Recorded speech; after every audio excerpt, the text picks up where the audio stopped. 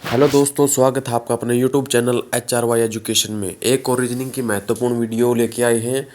उम्मीद करते हैं कि वीडियो आपको अच्छी लगेगी। तो शुरुआत करते हैं आज के सेशन की। देखिए यहाँ पर 3 4 2 5 4 5 3 6 4 6 5 7 तो क्वेश्चन मार्क के चिन्ह पर कौन सी संख्या आएगी। तो देखिए हमने क्या किया, इसमें 4 और 5 की गुणा की आपस में। 4 पंजा 20 और 3 दूनी 6 हो गया।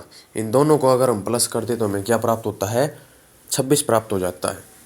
ठीक है, 4 और 5 की गुणा करने के बाद अब देखिए 6 की और 5 की गुणा कर देते हैं। 6 पंजे कितने हो गए, 30 हो गए, और 4 दिए कितने हो गए, 12। अगर इन दोनों को आपस में जोड़ते तो हमें क्या प्राप्त होता है, 42 प्राप्त हो गया। ठीक है, तो यहाँ पर 42 किस प्रकार से आया है ये आपको पता चल गया होगा। उसी प्रकार से इसको हमने करना है। तो 6 और 7 की आपस में गुणा करनी है। नेक्स्ट वाले के अंदर है 6 और 7 की गुणा कितनी होती है, 7 से कितने होते हैं हमारे, 42 होते हैं। 42 प्लस में 4 पंजे कितने होते हैं हमारे, तो 20 होते हैं। अब यहाँ पर 20 हो गया। अब इन दोनों को अगर हम जोड़ देते हैं तो हमें कौन सी संख्या प्राप्त होगी, तो संख्या प्राप्त होगी 62। और 62 आपको किस ऑप्शन में दिया गया है, वही हमारा राइट आंसर हो जाएगा। यानी प्रश्नवाचक चिन्ह के स्थान पर संख्या 62 आएगी। ऑप्शन ए जो हमारा राइट आंसर हो जाएगा। ठीक है, ऑप्शन ए हमारा राइट आंसर हो जाएगा। चलिए चलते हैं आज के नेक्स्ट क्वेश्चन की तरफ। नीचे दिए गए शब्द का अध्ययन करके वेन आरेख का चयन करें। जैसे कपड़े दे रखा है, शर्ट दे रखा है, ताला। इनका हमें क्या है, वेन आरेख बनाना है, यानी वेन डायग्राम बनाना है। और इसमें पता लगाना है। और सबसे पहले हमें पता होना चाहिए कि कपड़े का, शर्ट से और ताला, इन तीनों का आपस में कोई संबंध है या नहीं। चैनल पर पहली बार है तो चैनल को सब्सक्राइब जरूर करें। अगर वीडियो आपको अच्छी लगे तो लाइक करें और अपने दोस्तों के साथ शेयर करें। तो देखिए इसको हम कैसे करते हैं। अब सबसे पहले हम देखते हैं क्या, कपड़े, फिर शर्ट और फिर ताला। अब देखो कपड़े का शर्ट से कोई संबंध है तो सबसे पहले हमने क्या बनाया, डायग्राम कपड़े का। कपड़े से क्या बनती है, तो कपड़े का जो शर्ट से कोई संबंध है या नहीं, तो कपड़े से क्या बनती है, शर्ट बनती है, इसके अंदर आ जाएगा। लेकिन ताले का इसके साथ कोई संबंध है तो ताला क्या इससे अलग हो जाएगा। तो इसका डायग्राम कुछ इस प्रकार से बनाया जाएगा कि कपड़ा, कपड़े के अंदर फिर है शर्ट, और ये यहाँ पर क्या हो गया, ताला। किस ऑप्शन में दिखाई दे रहा है, तो ऑप्शन जो सी है वो हमारा राइट आंसर हो जाएगा। ठीक है, नेक्स्ट क्वेश्चन है, जैसे पहली संख्या का संबंध दूसरी संख्या से है उसी प्रकार तीसरी संख्या का संबंध बताइए। तो क्या दे रखा है, 7 4 का अनुपात 49 16 से, और 3 और 8 का बताना है। अब ये देखना कि यहाँ पर 7 4 के साथ ऐसा क्या किया कि यहाँ पर 49 और 16 प्राप्त हुआ है। और फिर आगे देखना है, फिर आगे हम इसको सोल्व कर सकते हैं। अब देखो 7 का 49 के साथ क्या संबंध है। अगर हम देखें कि 7 से 49 कैसे आया, तो अगर हम 7 का स्क्वायर कर देते हैं तो 7 का स्क्वायर कितना होता है, 49। ठीक है, और 4 का स्क्वायर होता है 16। 7 का स्क्वायर हमारा 49 और 4 का स्क्वायर होता है 16। 3 का स्क्वायर हो जाएगा हमारा 9 और 8 का स्क्वायर हो जाएगा 64। ठीक है, 8 का स्क्वायर हो जाएगा हमारा 64। अब देखने वाली ये बात है कि ये ऑप्शन ए में भी है और बी में भी है। सी और डी हमारे कट जाएंगे। तो कोई भी संख्या अगर हम सिंगल लिखते हैं, यानी कि 0 1 0 2 0 3 0 4 0 5 तक लिखते हैं, तो वहाँ पर 0 डाल देते हैं। इसलिए यहाँ पर ऑप्शन ए की बजाय हमारा जो ऑप्शन बी है वो राइट आंसर हो जाएगा। कैसे हो जाएगा, देखिए जैसे 2 का स्क्वायर कर देते हैं तो हमें क्या प्राप्त होता है, 4। तो हम सिंगल नहीं, अगर इसको 0 4 लिख दिए, ठीक है, 0 4 लिख सकते हैं हम इसको, ठीक है। उसी प्रकार से अगर 1 का स्क्वायर है तो 0 1, तो इसमें जो ऑप्शन है वो ए की बजाय हमारा बी हो जाएगा। अगर ऐसे ऐसे ऑप्शन डबल दिखाई दे तो 0 वाले ऑप्शन को हमें ज़्यादा वरीयता देनी पड़ेगी, ठीक है। इसलिए इसका जो ऑप्शन बी राइट आंसर हो जाएगा। नेक्स्ट क्वेश्चन है, निम्नलिखित प्रश्न में नीचे दी गई आकृति में वर्त की संख्या ज्ञात करिए। तो इस आकृति में हमें वर्त बताने हैं कितने हैं।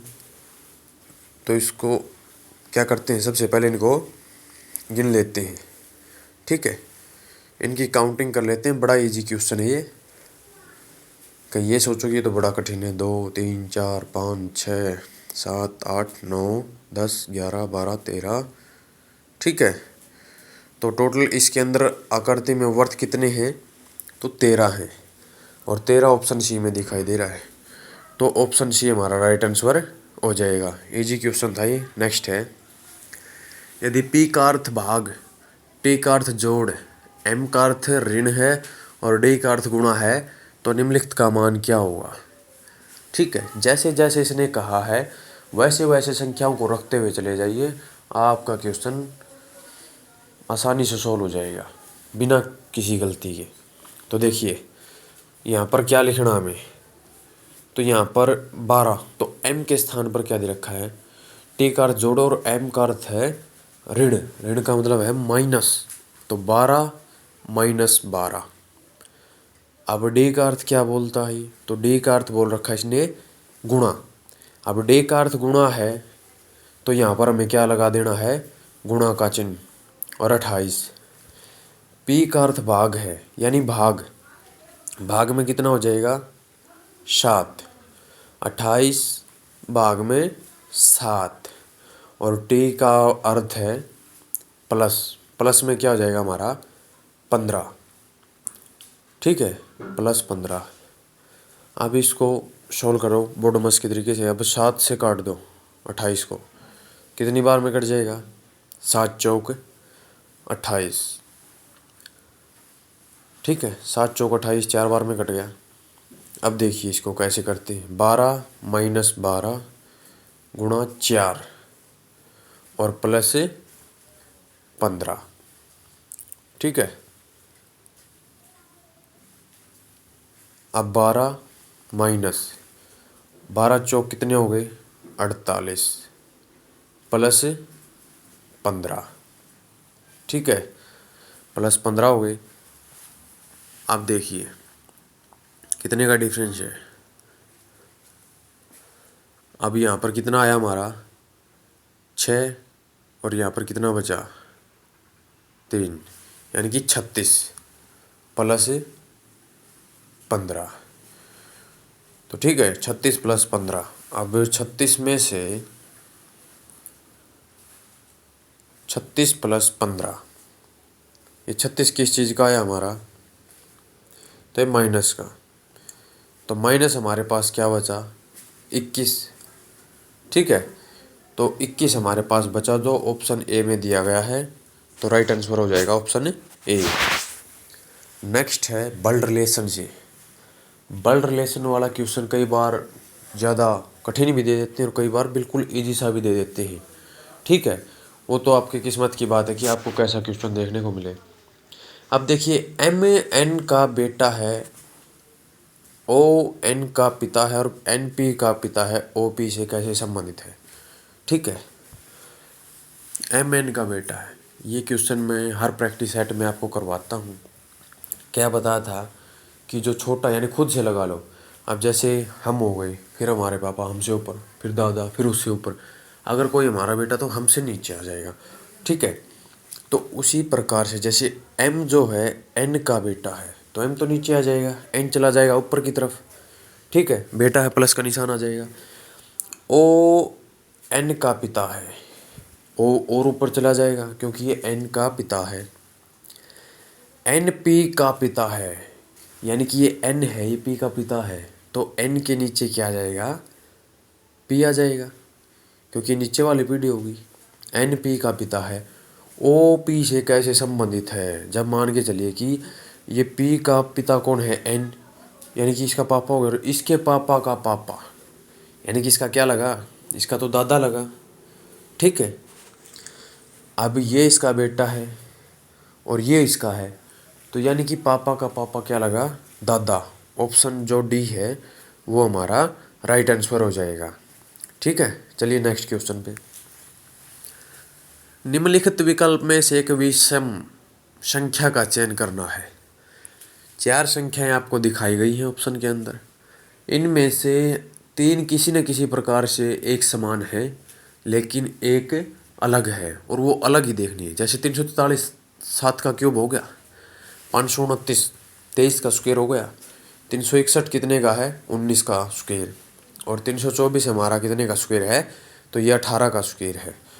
अब आपको विषम संख्या तो मिल ही गई होगी, बाकी तो स्क्वायर हैं लेकिन एक क्यूब है, तो ऑप्शन जो ए है वो हमारा राइट आंसर हो जाएगा। क्यों? क्योंकि ये संख्या क्यूब है, बाकी की बाकी जो संख्याएं हैं वो स्क्वायर हैं। इसलिए अगर आप रेलवे का एग्जाम दे रहे तो आपको स्क्वायर और क्यूब के बारे में थोड़ा याद होना चाहिए कि कौन सा किस संख्या का स्क्वायर है। नेक्स्ट क्वेश्चन में क्या पूछता कि निम्नलिखित प्रश्न में जल प्रतिबिंब बताइए। जल प्रतिबिंब अगर पूछा जाए तो ये पूरी की पूरी संख्या पलट जाएगी। ठीक है, यानी कि अगर जल के अंदर दिखाई दे रहे हैं तो ये पूरी की पूरी संख्या पलट जाएगी। ठीक है, कई बार दर्पण प्रतिबिंब से भी आ जाते हैं और जल प्रतिबिंब से भी। अब अगर ये संख्या पलटेगी तो कुछ इस प्रकार से दिखाई देगी, यानी कि ये वाली ऊपर, ऊपर वाली नीचे, तो ये इस प्रकार से दिखाई देगी। तो किस किस ऑप्शन में आपको इस प्रकार से दिखाई दे रही है, तो ऑप्शन ए में भी दिखाई दे रही है, बी में भी और सी में भी। तो यानी कि अगर ऑप्शन काटे तो हमारा डी ही कट सकता है। 3 ऑप्शन तो फिर भी हमारे पास बचे हुए हैं। अब देखिए यहाँ पर ये वाली जो है कहाँ पर आएगी, नीचे आएगी, ये वाली नीचे आएगी, तो ये भी कट गया और ये भी कट गया। ठीक है, तो ऑप्शन सी बच गया हमारे पास। ऑप्शन सी जो है हमारा राइट आंसर हो जाएगा क्वेश्चन 8 का। ठीक है, ऑप्शन सी। चलिए चलते हैं नेक्स्ट क्वेश्चन की तरफ।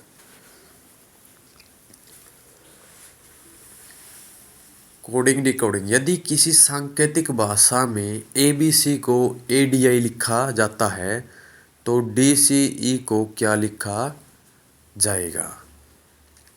ठीक है, ये कूट भाषा यानी कोडिंग डिकोडिंग, इसको इसमें कैसे लिखा गया है सबसे पहले तो हमें ये पता होना चाहिए। जैसे ए का तो ए लिख दिया, बी का डी, और सी से फिर आई। ठीक है, तो कितने का डिफरेंस है, अब 2 6, जैसे फिर यहाँ पर देखें डी सी।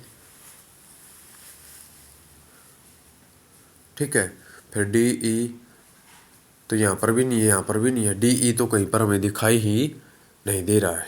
तो इस प्रकार से नहीं, सबसे पहले हम क्या करते हैं, एक कौन से स्थान पर है, 1 पे, बी 2 पे, सी हमारा 3 पे। ठीक है, अब क्या करना हमें, इनका स्क्वायर कर देते हैं तीनों का। 1 का स्क्वायर 1 होता है यानी कि 1, 2 का स्क्वायर होता है 4, चौथे नंबर पर होता है डी, 3 का स्क्वायर होता है हमारा 9, और 9 नंबर पे क्या होता है, आई। ठीक है, अब उसी प्रकार से हमें DCE का पता लगाना है। ठीक है, DCE का पता लगाना है, किस प्रकार से लगा सकते हैं, तो देखिए DCE, डी होता हमारा 4 नंबर पे, सी होता 3 पे, और ई होता हमारा 5 पे। अब देखो 16 नंबर पे 4 का अगर स्क्वायर कर देते हैं, 3 का स्क्वायर और 5 का स्क्वायर, 4 का स्क्वायर होता हमारा 16, 16 किस स्थान पर आता है, फिर 9 और फिर 25, तो 16वें नंबर पर कौन सा आता है, तो क्या कहोगे, पी, यानी कि ऑप्शन ए और सी तो हमारा कट गया, फिर 9 पर आई और 25 पर वाई, PIY, PIY किस ऑप्शन में दे रखा है, तो ये जो ऑप्शन डी है ये हमारा राइट आंसर हो जाएगा। 9th क्वेश्चन का जो है ऑप्शन डी हमारा राइट आंसर हो जाएगा। चलिए नेक्स्ट क्वेश्चन की तरफ। दिए गए विकल्पों में से वह आकृति चुने जो नीचे दिए गए पैटर्न को पूरा करती हो। इस प्रकार का क्वेश्चन रेलवे बहुत बार पूछती है, एसएससी भी पूछती है। ठीक है, आज 23 तारीख हो चुकी है। कल के बाद यानी कि 25 तारीख से एग्ज़ाम स्टार्ट है लोको पायलट का। तो महत्वपूर्ण क्वेश्चन है उनके लिए, तो खासकर जो लोको पायलट का एग्ज़ाम देने के लिए जा रहे हैं। तो ये सभी वीडियो को आप देख कर जाएं, आपको बहुत ही बेनिफिट मिलेगा एग्ज़ाम के अंदर। तो देखिए, इस प्रकार की आकृति न तो हमारी ऑप्शन सी में है और न डी में। अगर हमने इस प्रकार से बनाया तो ये वाली एक्स्ट्रा आकृति हो जाएगी। ठीक है, और ये वाला सही हो जाएगा। तो 10 का जो क्वेश्चन है उसका जो ऑप्शन ए है वो हमारा राइट आंसर हो जाएगा।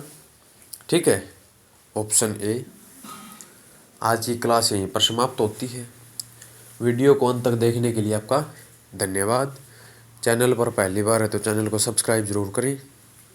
अगर आपको वीडियो अच्छी लगी हो तो लाइक, शेयर एंड कमेंट ज़रूर करें। अगर आपको किसी भी क्वेश्चन में डाउट है तो आप कमेंट सेक्शन में पूछ सकते हैं। जल्द ही लेकर आने वाले आपके लिए एक और नई वीडियो।